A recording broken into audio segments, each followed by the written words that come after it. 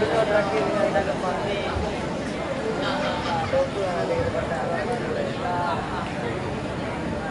ke mana aku lagu? Ada lagu yang lagu.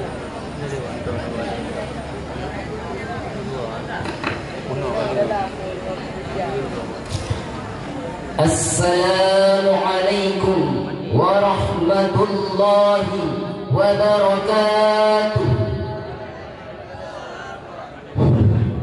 Innal hamdalillah salatan wa salaman daiman ala rasulillah wa ala alihi wa sahbihi wa mawala.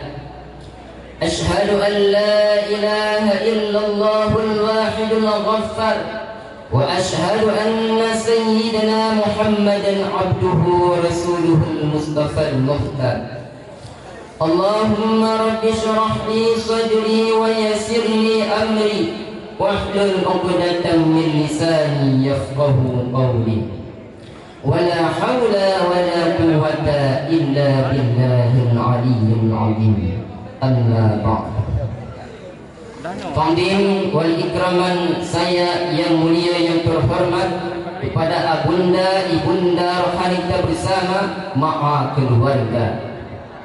Yang mulia yang terhormat kepada Dewan Guru Syariah Bustan Huda, dan yang mulia yang terhormat kepada ma'asyarul muslimin Dewan Juri yang arif lagi bijaksana. Hadirin sidang pendengar rahimakumullah.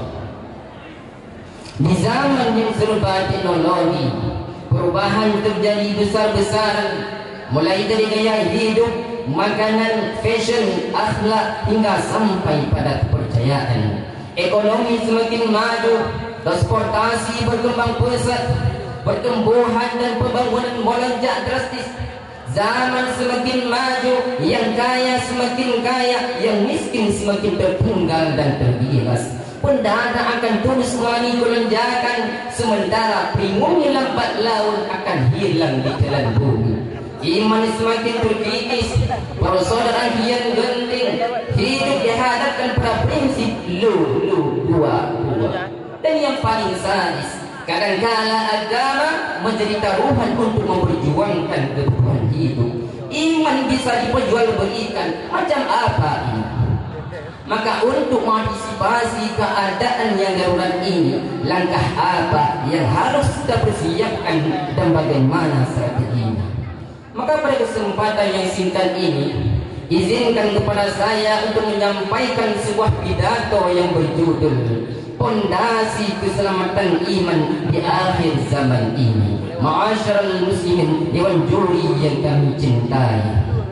Pertama, punya iman dan akidah yang kuat. Caranya bagaimana? Berikan pendidikan agama yang benar bagi generasi bangsa kita, bagi penerus agama kita, keluarga kita, teman dekat kita, dan bagi saudara-saudara kita yang seiman dan seagama. Kemudian jangan berarti pengaruh dengan hal-hal yang baru yang sudah datang di zaman sekarang, dengan teknologi yang canggih, gaya hidup yang modern, dengan TikTok, dengan FB, dengan IG, dan aplikasi-aplikasi yang membuat kita lalai sehingga kita lupa untuk beribadah kepada Allah, lupa untuk mengingat kepada Allah. Dan selanjutnya, jangan berarti pengaruh ajaran di luar ajaran agama Islam seperti ajaran Katolik, Konghucu, Hindu, Buddha, dan ajaran-ajaran yang menyimpang dengan syariat agama Islam. Dan bila perlu, negara yang kita cintai ini menjadi negara yang Islam terbesar di dunia, terkhususnya Islam di Aceh Darussalam. Dan mari kita tingkatkan pendalaman kita terhadap ajaran Ahlus Sunnah wal Jamaah. Sebagaimana yang telah Allah ceritakan dalam Al-Quran surah Al-Luqman ayat 13 yang berbunyi, Bismillahirrahmanirrahim. Wa idh qala Luqman libnihi wa huwa ya'iduhu ya bunayya la tusyrik billah inna syirka la dzulmun 'adzim. Artinya, dan ingatlah ketika Luqman berkata kepada anaknya waktu ia memberi pelajaran kepadanya, ya bunayya, wahai anakku, la tusyrik billah, billah, janganlah engkau mempersekutukan Allah. Inna syirka la zulmun azim, bahwa sesungguh mempersekutukan Allah benar-benar kezaliman yang besar. Marilah kita contohin suri teladan yang ada pada Luqman ketika mendidik seorang anak. Itu yang pertama. Yang kedua, punya ilmu, mampu menghadapi perubahan. Caranya adalah mempersiapkan putra-putri kita, pemuda-pemudi kita yang handal dalam menguasai ilmu agama dan dunia, memberi pendidikan yang tepat dan mendidik sikap yang handal. Jangan sampai anak-anak kita sekarang, adik-adik kita terus berlarut dalam kelalaian dan kemaksiatan kepada Allah, seperti memakai narkoba, menjudi online, pergaulan yang bebas, dan hal-hal yang tidak diinginkan di dalam Islam. Maka ini merupakan salah satu penyebab menurunnya generasi-generasi bangsa kita yang handal, dengan sebab hilangnya moral, rusaknya pikiran, yang sehingga mereka tidak mampu lagi untuk memikirkan tentang agama dan bangsanya. Punca dan penyebabnya adalah kurangnya didikan dari kedua orang tua, kurangnya ilmu pengetahuan agama, dan sedikitnya iman di dalam darah. Padahal Allah berfirman dalam Al-Quran surah At-Tahrim ayat ke-6, Ya ayyuhalladzina amanu qu anfusakum wa ahlikum nara. Artinya, wahai orang-orang yang beriman, qu anfusakum, jagalah dirimu, wa ahlikum nara, dan keluargamu daripada api neraka. Yang maknanya wajib bagi kita untuk menjaga keluarga kita, menjauhi keluarga kita dari perbuatan-perbuatan yang dilarang oleh Allah Subhanahu wa taala. Lalu mengapa kita orang tua terus menerus memanja-manjakan anak kita tanpa mempedulikan tentang akhlaknya, tanpa mempedulikan tentang agamanya, dan tanpa mempedulikan tentang masa depannya? Ini termasuk kesalahannya orang tua. Maka inilah pentingnya ilmu dan akidah yang kuat. Karena dengan ilmu hidup agama, tanpa ilmu lenyapnya agama.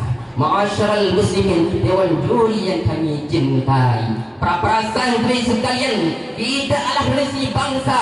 Bangsa akan ditentukan oleh generasi muda pada hari ini di masa kemajuan yang akan datang. Dengan kata bijak dikatakan bagian dari cara. Kami membutuhkan pemuda pejuang sejati yang mampu menggetarkan dirinya, pemuda ibadah tapi kuat ototnya, pemuda yang gagah dan juga bagus akhlaknya, bukan pemuda yang loyo dan putus asa serta larut dalam narkoba. Hakikat pemuda adalah yang dikatakan oleh Sayyidina Ali radhiyallahu anhu, Laisal fata man yaqulu kana abi, bukanlah pemuda yang mengatakan ini adalah bapakku, walakinnal fata man yaquluha ana, akan tetapi pemuda yang sejatilah pemuda yang mengatakan ini adalah aku. Itu baru pemuda. Banyak pemuda sekarang yang mengandalkan jabatan, tahta, dan kepopuleran orang tua, sementara ia pun manja dalam berpoya-poya, sehingga ketika orang tua yang meninggal, harta habis, maka mereka akan jadi pengemis sepanjang masa. Yang ketiga, punya ekonomi yang kuat. Dari Abu Hurairah radhiyallahu anhu, Rasulullah sallallahu alaihi wasallam pernah bersabda dalam sebuah hadisnya, Al-mu'minul qawiyyu khairun wa ahabbu ila Allahi minal mu'minil dha'if. Orang mukmin yang kuat lebih dicintai oleh Allah ditimbang orang mukmin yang lemah. Lemah segi tenaga, segi harta, segi pikiran dan lain sebagainya. Maka yang dapat kita ambil intisari dari ceramah saya yang singkat ini adalah di setiap kebutuhan hidup dalam menegakkan kejayaan Islam dan dalam membangunnya kehidupan di dunia, lebih-lebih lagi dalam menegakkan agama Islam, itu dengan adanya pemuda yang mampu mengetatkan dirinya. Maka oleh karena demikian, marilah kita selaku pemuda untuk mengerjakan perbuatan-perbuatan yang dapat membahagiakan kehidupan orang lain. Dan jadilah kita pemuda yang beriman, bertakwa, kuat ibadah, punya semangat belajar, punya inspirasi dan cita-cita yang tinggi, dan punya prinsip pembela agama dan negara. Yang sekian, akhirul kalam, usikum binafsih wa taqwallah. Wassalamualaikum warahmatullahi wabarakatuh.